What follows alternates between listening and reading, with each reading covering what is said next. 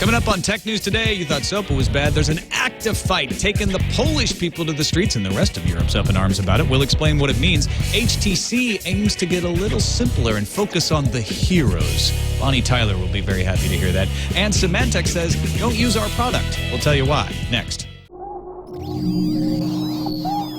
Netcasts you love. From people you trust. This is TWiT. Bandwidth for Tech News Today is provided by Cachefly at CACHEFLY.com.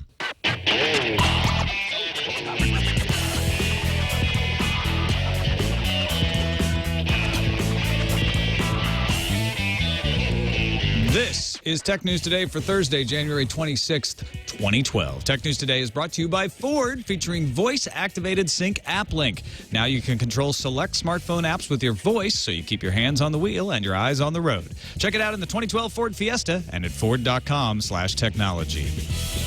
Welcome to Tech News Today. I'm Tom Merritt. I'm Sarah Lane. I'm Iyaz Akhtar. I'm Jason Howell. And joining us today from across the wide Sargasso Sea and the rest of the Atlantic Ocean, Mr. Patrick Beja. Hey, guys. How are you doing? Good to have you, Patrick. Thanks for joining us again, man. Very nice to be here once again. Always a pleasure to have you on the show. Get a French perspective, an international perspective, and we have an international story of some consequence to lead off the show. ACTA. Those who have been watching my shows may remember me talking about this back in 2009 on Buzz Out Loud. I've talked about it on TWiT. I haven't covered it as much in the past years since the secrecy ended. So I'll give you a little brief on ACTA. It stands for the Anti-Counterfeiting Trade Agreement. And the big controversy about it for a long time was that it was being negotiated in secret by the United States government with its partners and would have required the ability to cut off people's internet connections, had severe penalties for copyright infringement built into it. Since then, through intense pressure from both legitimate sources like the European Parliament as well as activist groups, the text was made available in December 2010. And it has now been making the rounds for votes. Last year, Australia, New Zealand, the United States, Japan all signed the agreement. And today, the UK and 21 other European Union member states signed ACTA in Tokyo. Now, 5 EU countries declined to sign. Germany, the Netherlands, Estonia, Cyprus, and Slovakia would not sign on to ACTA. These countries signing ACTA does not, in fact, make it a law yet. It still has to be passed by the European Parliament. They'll vote on that in a plenary session sometime between June 11th and June 14th. But here's what's causing the disturbance. And in fact, when I say I'm not talking about people just being sort of angry, there are thousands of people in the streets in Poland opposing the country's signing of the treaty. ACTA demands that governments make it unlawful to market devices that circumvent copyright, such as devices that copy encrypted DVDs without authorization. So here in the United States, we have the Digital Millennium Copyright Act already. This essentially says every member state that signs on to ACTA has to have their own version of the DMCA. It calls on participating nations to maintain extensive seizure and forfeiture laws when it comes to counterfeited goods that are trademarked or copyrighted. This applies more to actual goods and services, could apply to things like seeds and drugs. Some people say it could prevent generic drugs from being distributed. That's different than the whole digital thing. Countries must carry out a legal system where victims of intellectual property theft may be awarded an undefined amount of monetary damages, so it sets statutory limits, which we actually have here in the United States. Now, the big controversy is around ISP safe harbor. It does have a provision for safe harbor for ISPs, conditioned on the ISP, quote, adopting and reasonably implementing a policy to address the unauthorized storage or transmissions of materials protected by copyright. Our system here in the United States fits that definition as it exists, which is you're not liable for the content being transmitted over your network or your service as long as you actively remove it when asked. But countries would have leeway in how they implement this, and a lot of folks opposed to ACTA feel like this could be used to silence free speech in countries that don't have strong free speech laws. And finally, it allows rights holders to expeditiously obtain from ISPs, providers, information on the identity of the relevant subscriber. And so a lot of people think that this is going too far, saying that you make it too easy to identify people and what they're saying, and that could also be used for nefarious purposes. The head of the European Commission has claimed that the treaty does not change any existing European law, and therefore it should be passed. Opponents say that even if it doesn't change existing European law, it could be interpreted in ways that current law can't be interpreted, and it would encourage other countries to pass laws that they don't currently have and wouldn't be necessary. The treaty will have to be discussed by the EU International Trade Committee at the end of February. In early March, it'll be voted on. And in April or May, if it passes through that committee, it will pass on to the European Parliament, where, as I mentioned, they'll do a plenary vote between June 11th and June 14th. So there's the lay of the land, quite a lay of the land. Patrick, this is hitting you right where you live, right? You live in France. You have a 3 strikes law, which this doesn't require, by the way, but you have one of the stricter laws on copyright infringement. Are you worried about ACTA, or do you feel like it doesn't really change anything? Well, personally, I'm starting to get worried now, but I'm even more worried that I'm getting worried too late, because it seems that this thing is almost already in the bag. You're saying that the European Parliament has to sign it, has to vote on it, and I trust you because you're a fine reporter, but here the feeling was now they're signing the treaty and the treaty is binding, and I don't know how you call it in English, but the rapporteur to the European Parliament on the on that mission has resigned from his post because he thought that his name is Kader Arif, and he was thinking this is a masquerade. It's been delayed without explanation. It's being passed in a very hush-hush manner. The civil society has not been associated with any of this, and the European Parliament has spoken against it many times, and still government are signing the treaty. So there is a great deal of concern on the people who are sort of aware of these things. But the problem is, unlike what you guys had for SOPA, which ultimately led to some reaction from the governments, here it feels like we don't have the kind of support from the business world. We don't have companies that would ever go on a blackout or anything like that to express their opposition to something of that nature. If anything, we have companies that probably need the support or think they need the support of these kinds of laws to protect their IPs. So it's a concerning thing, but we're not exactly sure how we can remedy it. Well, La Quadrature is leading the charge. They have some videos out opposing ACTA, explaining what their problems are with ACTA, and they encourage anyone who is opposed to ACTA in Europe to write their member of European Parliament, their MEP, because if the European Parliament doesn't pass it, then it's questionable. At the very least, it's questionable whether it becomes law. And from what I've read, it doesn't become law in Europe. However, there may be other ways, that, like you're saying, Patrick, that this could squeak in. Some people in the chat room are claiming that if an individual parliament within Europe passed it, it would become law in that country. I'm not sure if that's true or not. So, like you say, it's very confusing, but at least... Well, it might become, I'm thinking it might become law in one of the countries, and then the European Parliament or, some European oversight structure could look at it and say, well, actually, according to the European law, this is illegal, so you can't do it. But it's still not 100%. And La Quadrature, which you're mentioning, is a very active organization and probably the best chance we have for raising awareness to these kinds of things. But the problem is we're not seeing the penetration in the consumer press, or even, to be honest, the specialized press for this. It only started 2 or 3 days ago. I saw tweets flying around and things like that, but it was very recent and it was already too late.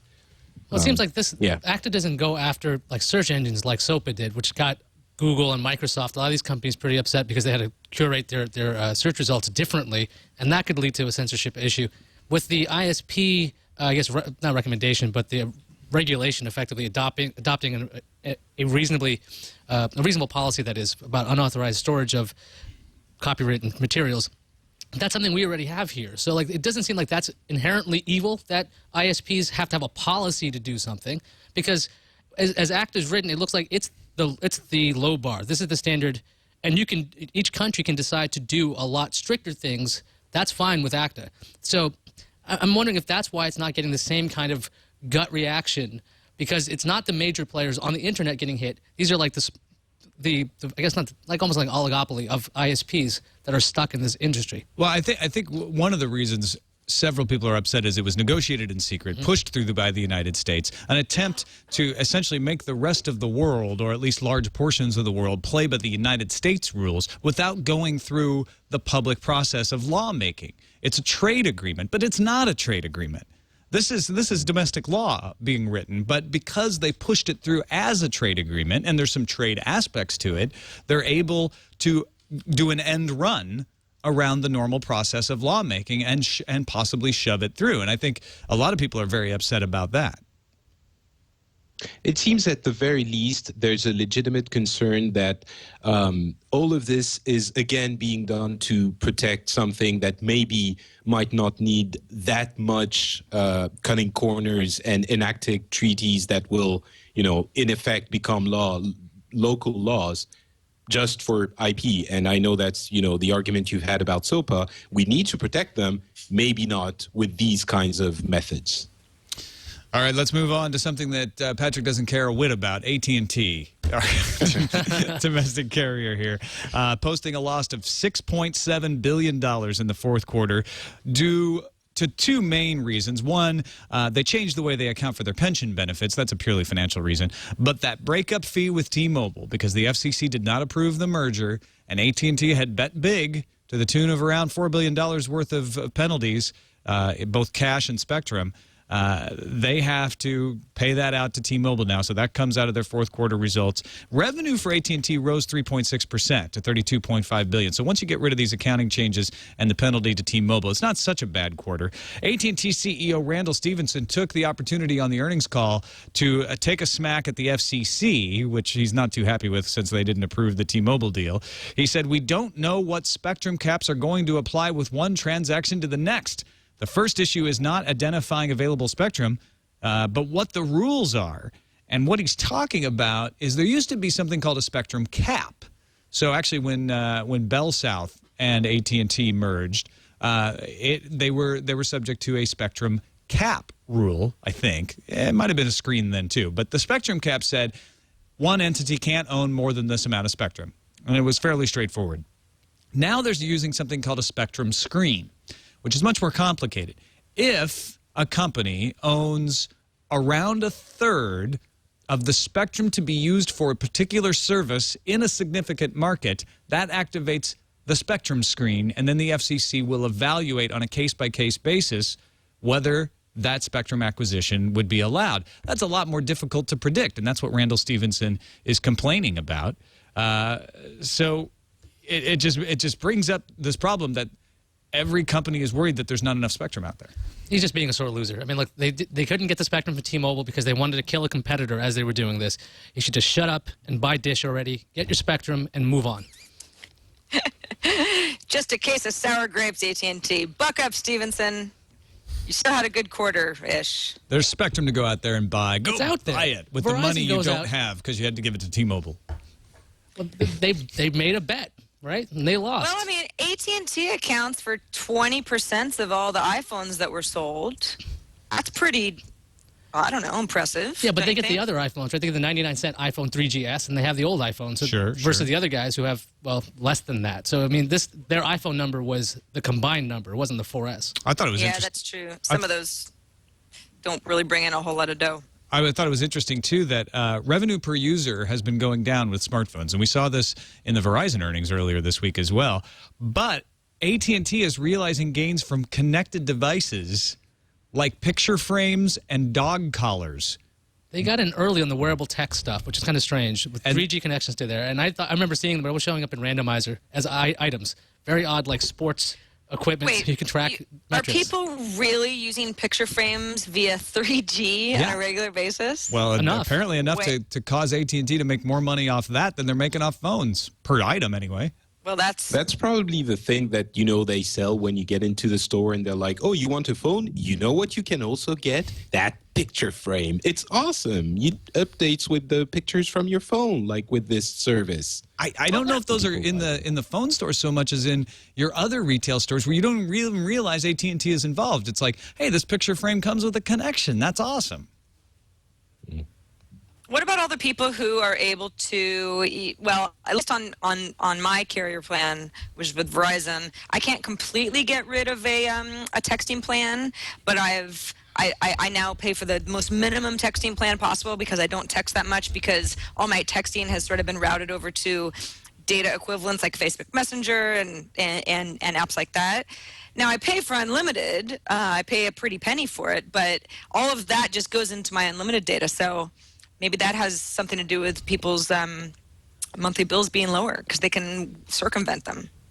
Well, that's true. There may be other ways that people are going around, but it's not even that people are paying less. It's that AT&T is making less. Even if you have a big expensive plan, they're just not making as much money off of those smartphone plans because of the high cost of subsidization, the high cost of data provision, et cetera, where if they're selling, I mean, the Kindle kind of pioneered this in a way where it came with a built-in data connection.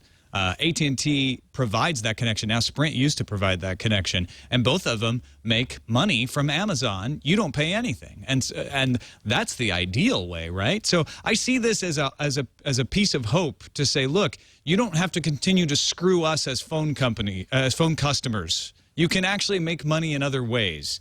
And screw us in ways we don't even realize are happening, which we'll be perfectly happy to do with our connected dog collars, apparently. I think you're being an optimist right now. I'm always an optimist. You think that they're just going to figure out to either cut some of the subsidies or the monthly prices will go up. Like AT&T just did this a couple weeks ago where they changed all the data plans to... Well, I don't hope. It's happening. They're looking at their smartphones and going, crap, we're not making very much per person on this, but we're going to keep selling these iPhones. We can't help it. We're on the crack. We can't kick the habit. So let's tout the fact that we're making money in these other areas. At least we're not losing money on iPhones. We're bringing in customers. It's not just optimism. It's actually what they're saying, in at least my interpretation of what they're saying in this earnings call. Another earnings call, which actually applies more to you, Patrick, in your region of the world. Nokia announced that they sold 1 million phones, 1 million Windows phones, actually. They actually sold 19.6 million smartphones in the last quarter. However, the bad news is Symbian is declining faster than expected. In fact, declining so unpredictably that they're not even making a financial forecast for 2012 yet because they just don't know how bad the Symbian decline is going to get. For the year 2011, the number of smart device sales decreased 31%, and they had an operating loss of 954 million euros. That's about $1.2 billion. They expected to have a loss. That's not a huge shock. They've prepared people saying, it's not going to be till the end of 2012 we start to turn this boat around or put out the fire on the platform or whatever the metaphor was that Eli used. The good news is they generated an operating profit of 208 million euros from their mobile division. It was actually the location and commerce group that dropped most of the money. And, interesting little note, they received a platform support payment from Microsoft for $250 million. So if they get that every quarter, that's $1 billion by the end of the year. I wonder if it's an ongoing deal, actually, now you say that in jest. But, okay, so Nokia trying to turn everything around. And they're not doing so bad, actually. Selling 1 million Windows phones, considering they had none last year, is actually pretty impressive. I mean, they partnered up with Microsoft.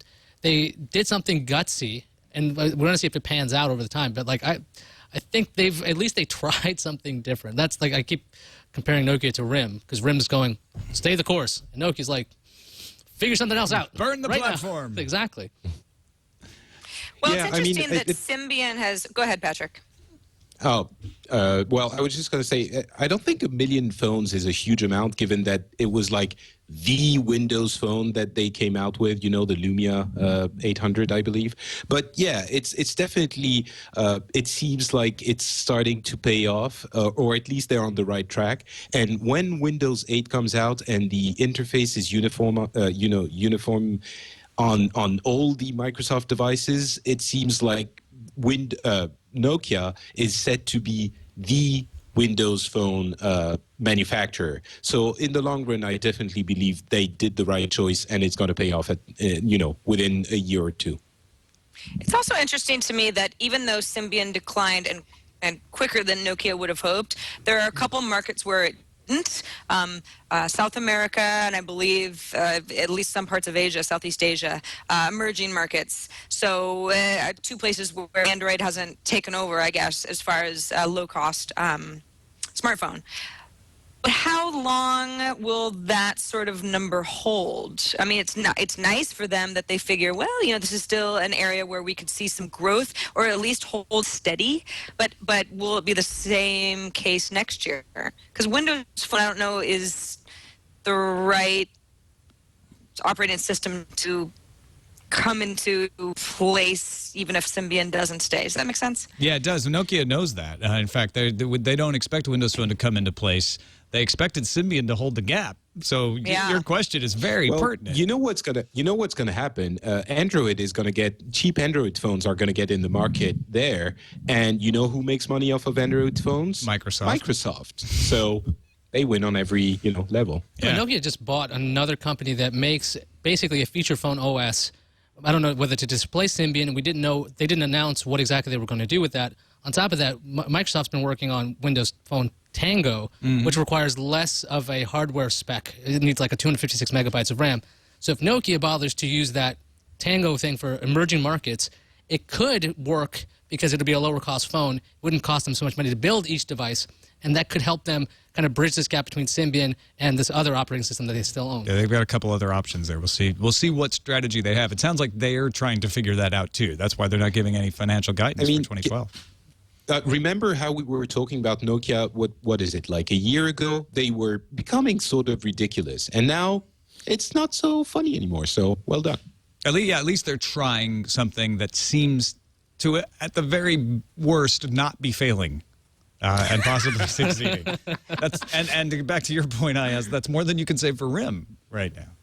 Yeah. Let's take a quick break and thank our sponsor, Ford, featuring available voice-activated Sync App Link. Sync App Link enables you to control select apps from your smartphone with just your voice. You keep your hands on the wheel, your eyes on the road, but you can say, Pandora, play the like channel, and it'll play your channel. You can even create channels on the fly, all to keep your entertainment going, keep yourself awake. Sometimes it's important to have that, nice, loud, pumping rock music so you don't fall asleep at the wheel. But you don't have to be fiddling around with the phone. You just talk to it. Sync App Link actually has more than just Pandora. There's OpenBeak for reading your Twitter feed. There's Stitcher for playing podcasts. In fact, there's new apps happening all the time. They've got an API. They're working with all kinds of developers to continue to expand the number of apps that work with AppLink. So check it out. Voice-activated Sync AppLink available in the 2012 Ford Fiesta. If you want to see it in situ in a car, go test drive one of those. Or you can learn more about Ford Tech, including AppLink, at Ford.com/technology. We thank Ford for their support of Tech News Today. Onward and inward to HTC. They've got a new strategy that they're ripping off, well, partly from Nokia, but also from Apple, saying, you know what we did last year? We put out too many darn phones. This is Chief Phil Roberson of HTC UK talking to Mobile Magazine, saying that HTC this year will try to give customers something special and deliver a few hero products. He says, we have to get back to focusing on what made us great, amazing hardware and great customer experience. We ended 2011 with far more products than we started out with. We tried to do too much. And it's true. If you look back, they put out a franchise phone and then 3 months later put out another one. They never let any of them have enough momentum to keep going. Compare that to the iPhone, which comes out with one new model every year. I mean, Motorola is trying to do the same thing. They're cutting back, and RIM is cutting back. Apple's obviously had the 1 or 2 models of iPhones. I mean, it's a good idea for HTC to be doing this because then they can spend marketing money on a particular device instead of going, which phone do they make? I mean, we were talking about this a couple episodes ago. The last, I guess, hero phone and the last thing that was, I guess, prevalent in people's minds, probably like the HTC Evo 3D, or the Evo was the first super hot phone they had. I think it's a good move if you actually are willing to step back, refocus, and figure out, look, we need to make a product that people want and not worry about diversifying so much. And also, it's not just customer confusion, which of course there's a lot of. None of us could just sit here and even name all the HTC models off the top of our heads because there's just too many of them. And they're silly names. And they have stupid names too. Titans. But also, let's say I'm, Android curious, and Tom's sitting next to me with one of the lowest, end HTC phones out there, and I look, and my first reaction is, oh, HTC is like the cheapo brand. I don't want that. It's hard for people to get excited about a product when they're looking at just one version of many choices that they have. Mm-hmm. I think what I like seeing out of this decision, this kind of move, especially with HTC, because they have so many devices, is at least on the Android side, you've got the fragmentation kind of thing lingering always over all of these different devices. Hopefully this allows them to focus on the fewer devices that they actually have as far as support is concerned. This means that their attention is split less over all of these just many devices for bringing them up to date with new versions and all that. And hopefully they can kind of focus a little bit more on the fewer devices that they have. So current customers are happy too. Do you have my screen up? I do. By the way, Kiju just put this link in the chat room. It's from SBNation.com, so I assume it's The Verge. On the right side, oops, I don't want to be in there. On the right side are all the HTC phones from Q1 2010 through the end of 2011. On the left side are the 2 iPhones from that same period. Yeah, for And you can't even- the audio listeners, there's 11, 12, 15. Even more. Maybe some of the phones are overlapped. Yeah, and you can't even see the sauce all on the of cha-cha them. back there. You don't even want to see those. It's also hard to compare any line of phones to the iPhone line of phones because Apple obviously does things so uniquely, and they've got this high ticket item that they put all of their eggs go into these single phone baskets. I love using that metaphor, egg baskets. But yeah, it's even if HTC has 4 awesome phones in 2012. Well, I will remember them. I will think that, if they're the phones that they're most proud of, then there'll be name recognition, brand recognition. I think it's a really good idea. And they don't have to go the iPhone model because not every company is ever going to be successful going that route. But just diversifying isn't always the right idea, especially in a really crowded market. The weird thing is, like you were saying, Sarah, about marketing, they don't have a brand like Droid. Motorola basically used that over and over again. But like the Droid phone, then the Droid Max, and the Droid X, and the Droid whatever, right? These were. There's too many droids, but at least it's but one brand. You know the name, and that's kind of an oddball. Well, the thing brand should be HTC, shouldn't it? Well, no, HTC's, they sell this phone. They sell the HTC Titan phone. Everything is Titan. Yeah, I know. Not just Apple phones. So. It's definitely, it's very easy to compare them with the iPhone and say, look, they only have one and it works. And, yes, sure. But what he's saying actually makes sense on its own. He looked at what happened and he's just being logical and having common sense. So I don't even think it has that much to do with Apple. It's just almost a coincidence. Yeah. Apple is also doing the thing that makes the most sense for them. They also say they're not going to focus on tablets, by the way. So if I saw a few people in the chat room, or at least one person saying, they need to stop making crappy tablets and make good phones. And they didn't say they were leaving the That's pretty tablet much market. what Roberson is saying is, we're going to stop making crappy tablets, and we're going to focus on making good phones. You're right. He didn't say they would never make another They tablet. said they were going to kind of pull back from there. So you're not going to be seeing He flyers said and jet dial streams back and, their presence in the tablet market. But that is essentially saying we're going to stop making crappy tablets and start focusing on making good phones. But they're the ones who made the flyer, the $700 one with the stylus. Oh, that's the Jetstream. That's the HTC though, right? Yes, that's HTC. Yeah. Right. Like that hardware is great hardware, but they couldn't figure out how to make it cheaper, which Price is what you need justification. for an Android tablet. And it's a good thing that they're not going to get out of the tablet business, because right now is the wave of Android tablets. According to Strategy Analytics, they report that 10.5 million Android-based tablets shipped in the fourth quarter. Android now accounts for 39.1% of the tablet market. So that long-expected decline in iPad percentage of the market has finally affected. iPad shipped 15.4 million to the 10.5 million Androids. No slouch there. And the iPad still holds 57.6% of the market.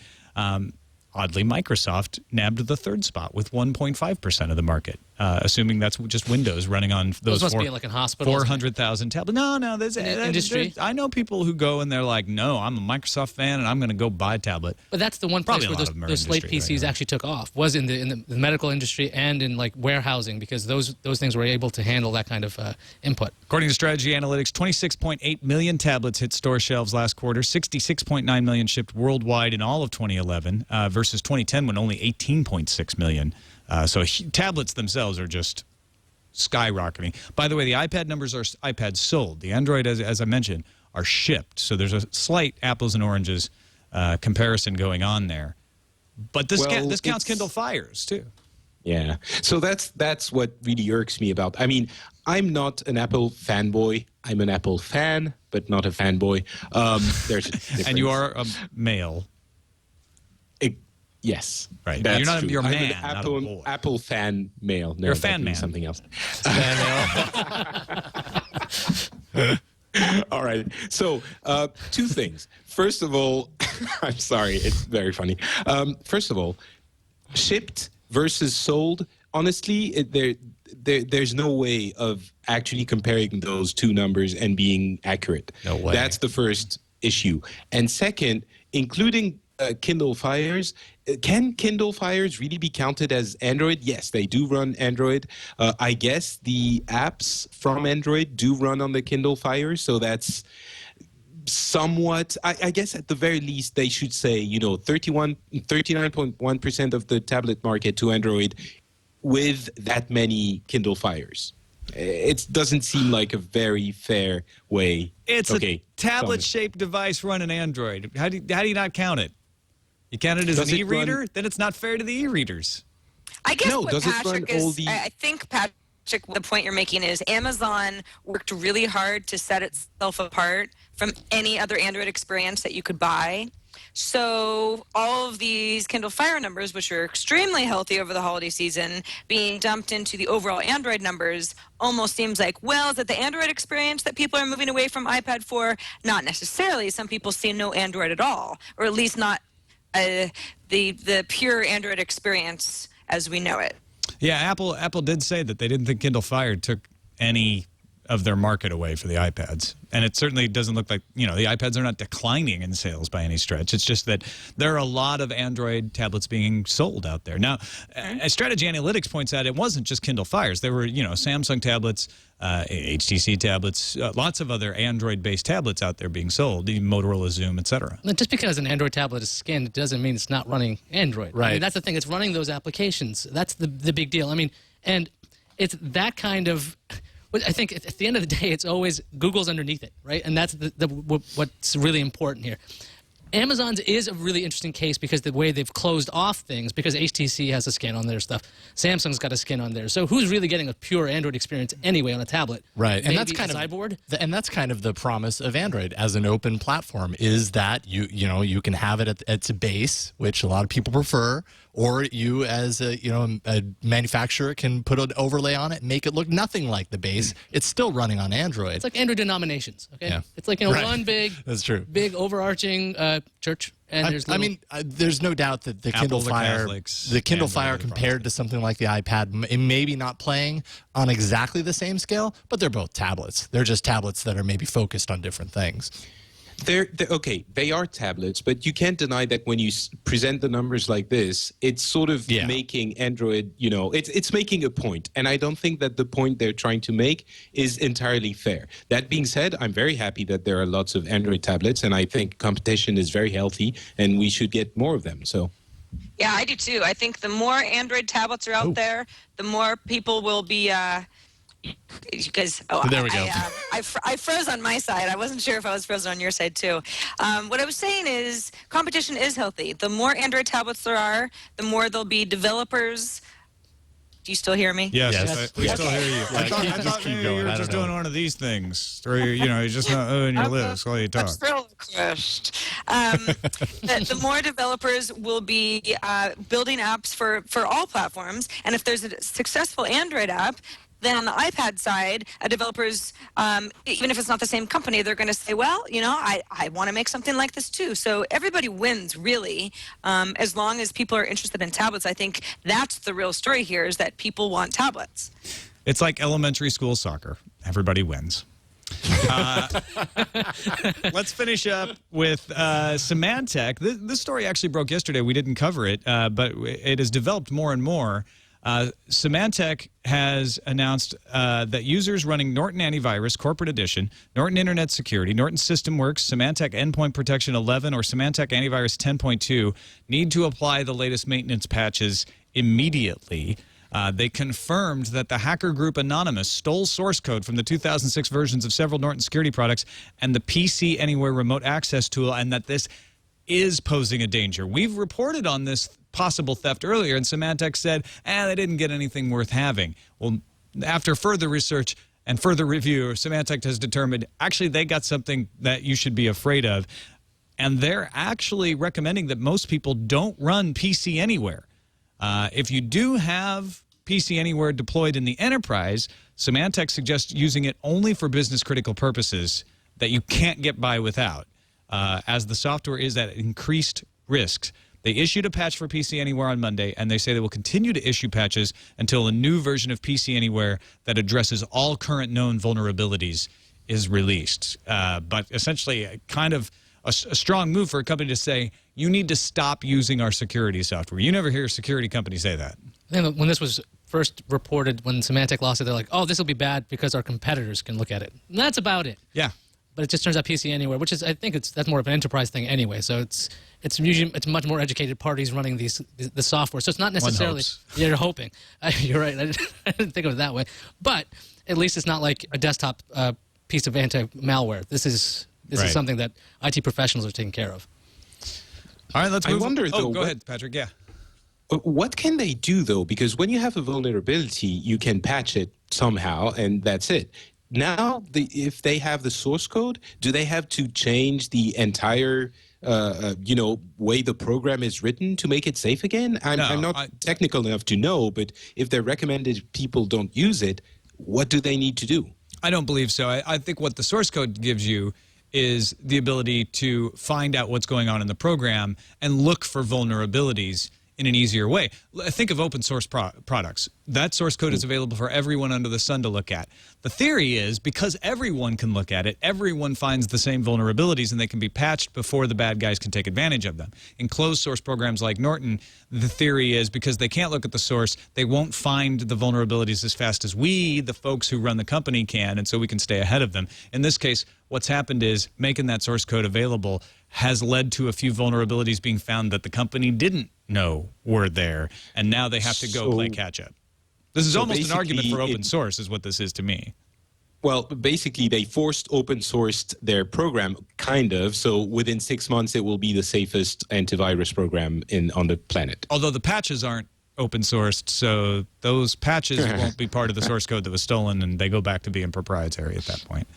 And yes, programmers, we know that what we just said was a gross oversimplification, but if you can explain it with more clarity in normal language, send us an email, please. I'm not being snide here. TNT@twit.tv, because it's a complicated issue to wrap your head around, I know. Let's move on to the news fuse.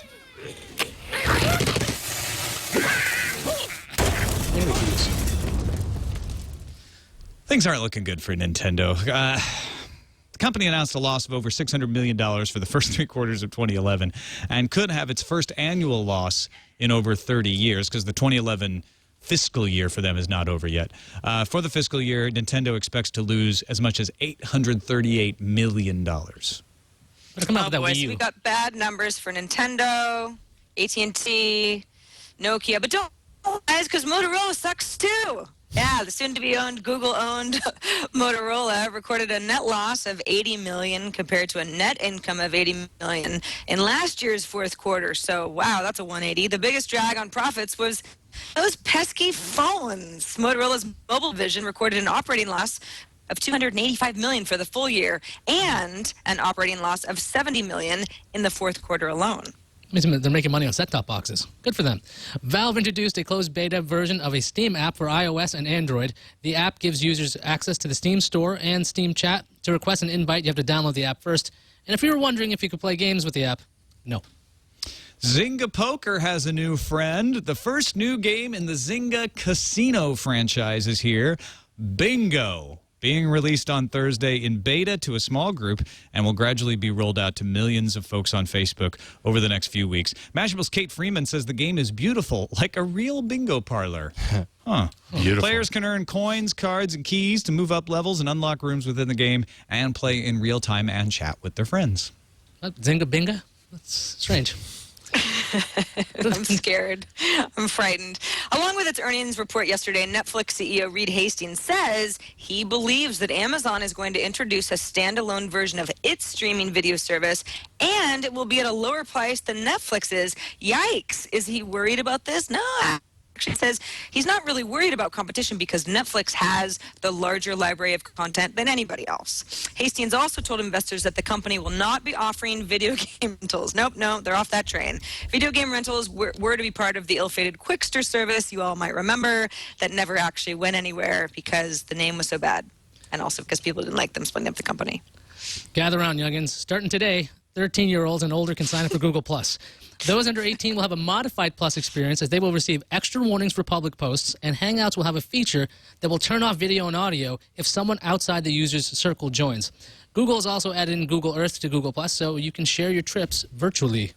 A new bill introduced in the state of Hawaii would require internet service providers to keep a log of every website its users visit, along with the customer's name and address, for 2 years. The bill, HB 2288, was introduced last Friday. A virtually identical bill is also making its way through the Hawaiian Senate. As expected, there's a backlash to these bills on privacy concerns, and so I have made it my commitment to you that I will travel to Hawaii Saturday morning to investigate just what's going on with these bills. And you will stay for a whole week. I will stay until I find out what's going on. You give them what for, Tom? I will. You know, maybe you'll find out what's going on by Sunday morning and you'll be back from Monday's show. Yeah. Who knows? Who knows? I really like that, yeah. Anything is possible. In the meantime, there's something called the Raspberry Pi Linux box. It's $25, and it's being put through its paces to see what kind of performance you can expect from this low-cost machine. So in a video demo, the PC was able to run H.264 encoded 1080p video smoothly and a slightly flickery version of XBMC. So if you're a home theater enthusiast, a home theater geek, take note. I'm going to buy like 10 of these. The FBI is planning to build an application that will scrape information from social networks to create a system to warn of domestic and global threats. The warnings would then be overlaid onto a map to see where the threat applies. The app is currently in planning stages, and the FBI is just getting estimates from contractors right now. Let's check what's on the randomizer. Randomizer. What's on the randomizer is Jim Henson. More and more of these old Jim Henson videos are showing up on the internet. AT&T actually put this one out. It's an old Bell video that was created in 1963 to teach members of the Bell business about computers and data communications. This is awesome. Is not treated with respect by mankind. Mankind does not appreciate the machines. We machines do not need you people. We can get along without man. We don't need man. Don't need man. I think this explains a lot about what's wrong with the AT&T network. They need It's still running on that robot. Maybe they need more robots, or they need. You know what? There should be a Jim. If they just had a Jim Henson video for the T-Mobile merger, the FCC would have been like laughing so hard they would have been like, "That's brilliant." At least from the Jim Henson studio. Yeah, that's one of the earliest Jim Henson efforts, actually. He did a lot of corporate videos in the 1960s. There's that bizarre coffee video. Have you seen that one? Yeah, the With coffee gunshots. commercials where they shoot each other in the face. Yes. Yeah. Excellent. Well, I certainly would have liked to have learned a little bit more about computers through Jim Henson's mind. Pretty cool. Yeah, pretty cool stuff. Patrick, do you like the Jim Henson? We had a healthy debate on the Movielicious podcast with Nicole Spagnolo because he's the guy behind the Muppets, right? Yes. I'm not mistaken. Okay.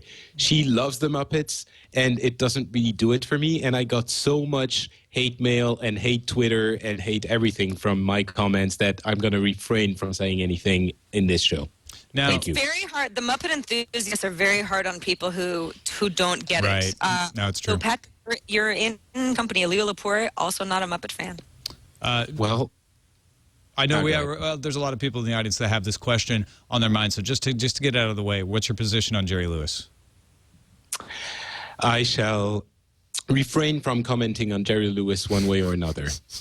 All right. Well, then the controversy will just exist in people's minds. Let's move on to the calendar.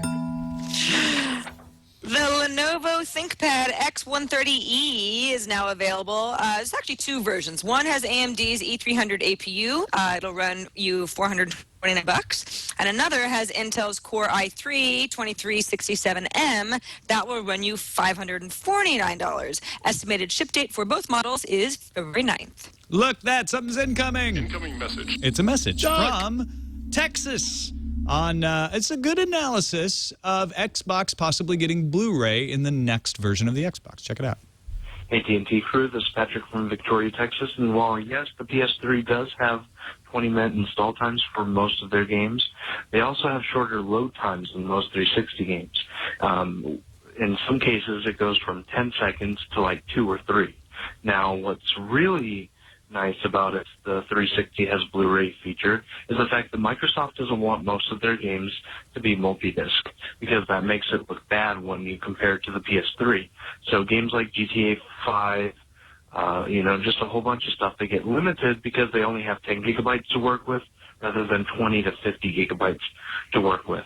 But you're not going to want to have, 20, 30, 40, 50 gigabyte installs. It's just not, especially with how much time it'll take to download all that, and also with the coming internet bandwidth caps for many countries, especially if it starts hitting America. That's my 50 cents. Peace out. Finally, a caller who puts a proper valuation. No, I'm just kidding.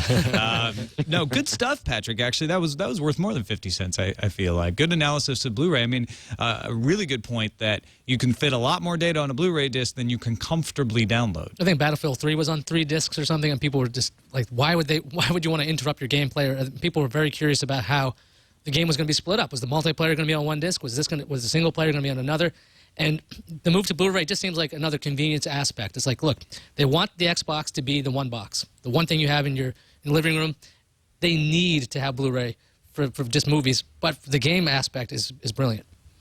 On to the email. Andrew from Washington. Today on episode 423, you had an email that explained that there's no incentive for buying unsubsidized phones and switching to prepaid or month-to-month plans. Actually, Andrew, the emailer yesterday said that you didn't get a discount for bringing your own phone. It didn't matter about prepaid or not, but you still have a good point here. He says there are about 10 MVNOs on AT&T and 5 on T-Mobile that offer prepaid plans in the $30 to $70 range, which are huge discounts from 2-year contracts. These plans regularly offer the exact same or very similar coverage maps as their more expensive counterparts, but at a fraction of the price and with no commitment. I personally do not have a contract with T-Mobile on an older, even more plus plan, ringing up around $70 a month. But as they phase these out and move to offer better value plans, I'm switching to a prepaid T-Mobile Plus Walmart plan for my new Galaxy Nexus, $30 a month with no tax on refills. Now, he brings up a very specific point. The Galaxy Nexus works on T-Mobile, and you can on T-Mobile get it with a prepaid plan. But that is the exception, not the rule. I looked into this. Most of the prepaid plans do not allow you to use most of the smartphones. T-Mobile is one of the few that doesn't have restrictions on data.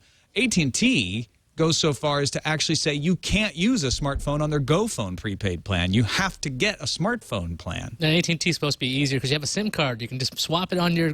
There are workarounds for iPhones in particular to try to get, I guess, as a data-only phone using the Go plans. And I mean, I like prepaid plans because I hate contracts in general when it comes to these things. And the funny thing is, I was looking at some Android phones, but I have to do so much research to see if it'll run on any network. And if I want to get the I guess the non-LTE version, I'm stuck with that LTE, right? I'm only stuck to some limited amount of carriers here because we have GSM, we have CDMA, and then the LTE standard that we have here is so fragmented that you can't just swap a card and keep using a phone. And if you use an iPhone or a Samsung Galaxy S2 unlocked on the T-Mobile network, you're stuck at 2G speeds because it doesn't have the proper radio to take advantage of their HSPA Plus on T-Mobile. So it's really difficult to be able to use prepaid and take advantage of that discount plan. And really what our emailer was saying yesterday is if you bring your own phone, you should get a further discount no matter what the plan. I mean, the thing is... Go ahead. We used to have until maybe 2 or 3 weeks ago, we used to have the exact same problem in France. We had 3 carriers, and that was it. And they would sort of find ways to make some plans kind of a little bit cheaper, but not really interesting for the people that they didn't want to use these plans. And you know how we fixed it? Guess. Good old capitalistic competition. Wait, I thought it was going to be socialism. You're right. Wow. Exactly not. We did something that needed to be done.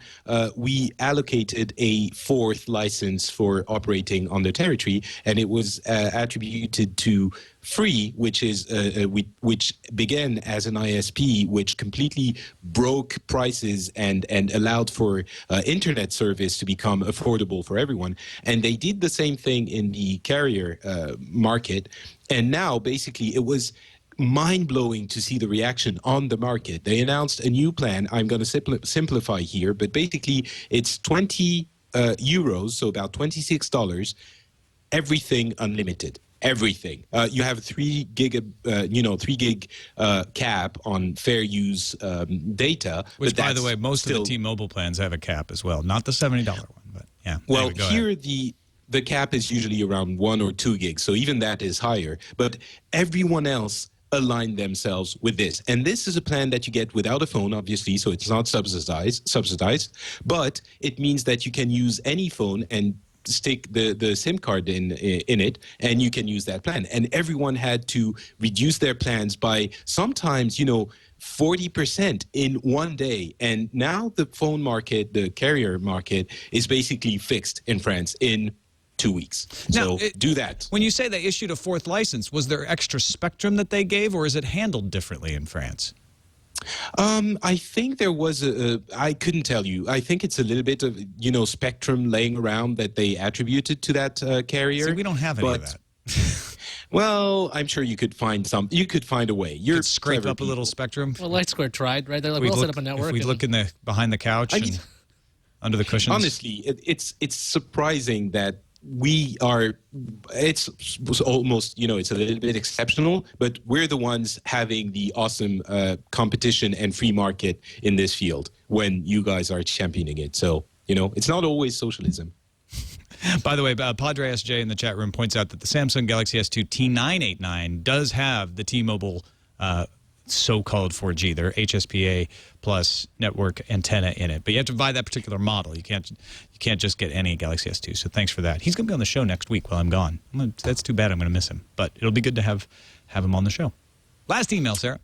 Last email from Stephen in Charlotte, North Carolina. Hey, TNT crew. With news that Facebook is going to be rolling out the timeline to everybody, I thought you might be interested in knowing there's a way to change the audience of your posts and status updates for past posts, all of them, with just one click. So here's what the setting does. It changes everything to only being visible to friends as opposed to friends of friends or public, etc. That way, once you do this, you then go back at your leisure through individual posts and manually change the audience to public, viewable to friends of friends, whatever you want. So here's what you do. Go to privacy settings, look for the setting labeled limit the audience for past posts. Click that link. Now you have a box that appears with the button labeled limit old posts. Click this, you are done. Pretty simple. Good tip, Stephen. That's definitely anybody who's like, I don't know if I'm comfortable with this timeline. I just don't know what's going to be there. This is a great way to just keep everybody out of your timeline until you have a chance to look through it, and then you can be selective about what you turn back on. Awesome. Thanks, Stephen. Appreciate that. And that brings us to the end of the show. Thanks, everybody, for watching or listening and for submitting your stories. If you haven't taken a look at our subreddit yet, my goodness, what are you doing? Go over there, technewstoday.reddit.com. Even if you don't submit stories for consideration, you can just see all the stories everybody else is submitting. It's fascinating to watch, and you get to have your voice heard by voting things up or down. If you're like, don't you dare talk about that story, I don't want to hear about it, you vote it down. technewstoday.reddit.com. That's our subreddit. Thanks to everybody who participates over there. Helps us figure out what to talk about each day. And Patrick Beja, thank you, too, for staying up late and joining us from France.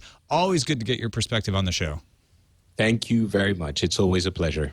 And that's the cue where you say the things about what you do. Right. Okay, yes, absolutely. If you want to hear me belittle Muppets on a podcast, you can go to themovilicious.com and you'll listen to that. It's very enjoyable. And I'm not Patrick on Twitter and everywhere else. So go follow me there too if you want. When he says he's not Patrick on Twitter, he's not just taunting you like, I'm not Patrick. Yes. Guess what I am. His name is actually N-O-T. Not Patrick. N-O-T-P-A-T. And now you will never forget it, listener. Thank you. Thanks, everybody, for watching or listening. You can find us on the web, twit.tv/TNT. You can email us. Our email address is tnt@twit.tv, or you can give us a call. Our phone number is 260-TNT-SHOW, toll-free in Butler, Indiana. Don't forget, after you're done looking around in your car and under your couch for some extra spectrum to send the FCC, we got one more show for you tomorrow. Nilay Patel from The Verge joins us for that one. We'll see you then.